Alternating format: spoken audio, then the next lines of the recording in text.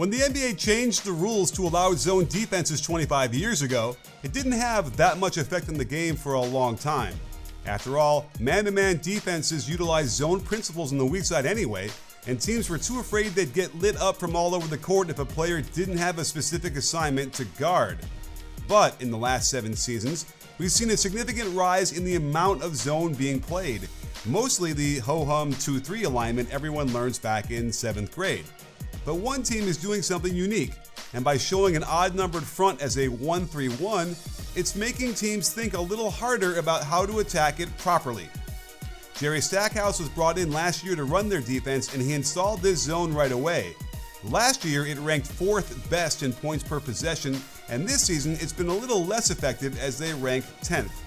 The first thing that caught my eye is a unique way they rotate the X1 and the X5. Normally, the X5 would be your biggest player in the middle at the nail, but the Warriors utilize 2 guards stacked in these 2 positions so they can interchange seamlessly. So a guard-to-guard pass here triggers Podziemski to close out while Richard assumes the position at the nail. It helps if no one falls down, as it leaves them vulnerable on the weak side as they give up an open 3-point shot. The guard out top will stick with the ball handler if they bring it over to the wing, and there's the X5 closing out to the perimeter with Podziemski sliding back underneath to reset the 1-3-1 alignment. Watch how Steph plays this when the left corner is filled, allowing BP to close out to the wing so Steph can slide down towards the corner. They entice a forced shot between 2 defenders for the stop. This zone can also shapeshift back into a 2-3 as the X1 and X5 flatten out across the top. Pat Spencer starts out meeting the ball at half court, but once it gets swung around to the left wing, instead of Richard staying on ball, Moody bumps him down and now it resembles a 2-3.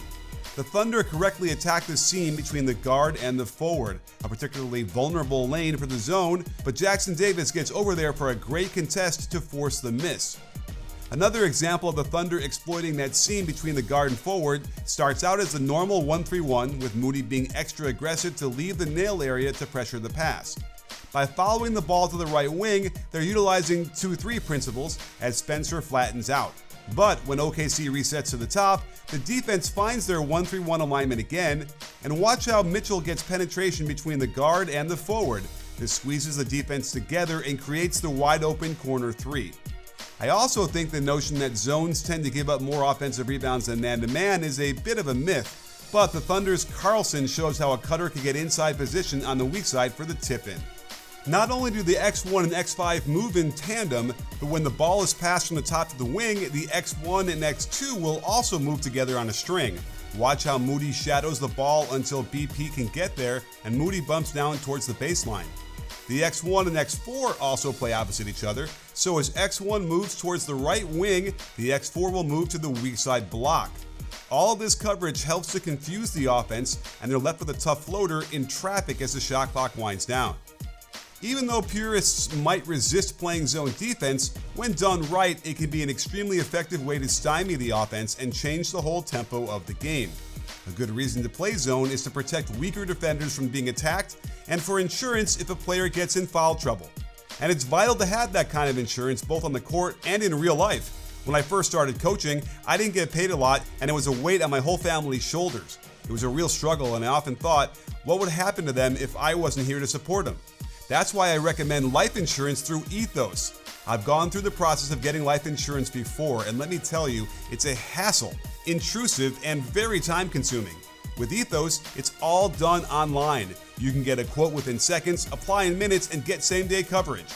Instead of blood tests and filling out dozens of medical forms like I've done in the past, with Ethos, there's no medical exam and just a few simple health questions.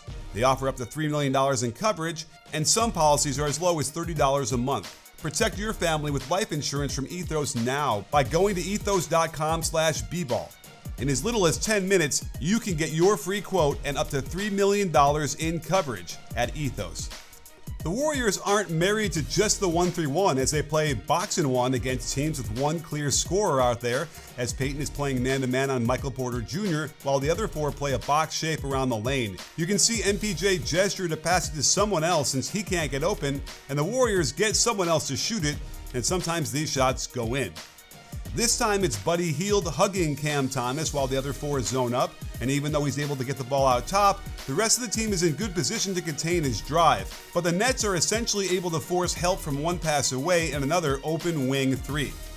They'll also play a regular 2-3 to mix it up, putting Curry at the guard spot and letting Draymond play goalie. He can excel since he's mobile and smart enough to know when to be aggressive and leave his area.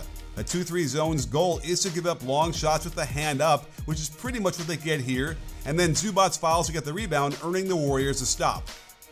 Another goal of the zone is to give up the in-between shots to the not-so-great shooters, and while this one wasn't contested enough for my taste, Spencer makes sure he's felt, and they get another stop. They can create just enough confusion by making their 1-3-1 look like a 2-3 that teams lose focus on how to attack it properly. Spencer should have been on the free throw line to stop this pass, but if it gets there, he passes him off to the X4, and Jimmy almost steals the kick out to the corner, but Melton needs to be guarding somebody, so he digs down to the basket and steals this pass. The one action that seems to hurt their zone is a double drag screen across the top, and I always recommend ball screens against the zone. The offense can take out both the X1 and the X5 with this action, and now they've got that coveted seam between the guard and forward right into the lane that pretty much guarantees them an easy shot at close range.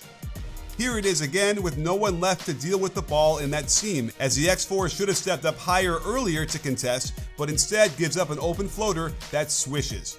So there you have it, sports fans. Zones can be very effective, as we can see the best zone teams hold their opponents to a lower points per possession than their man-to-man counterparts.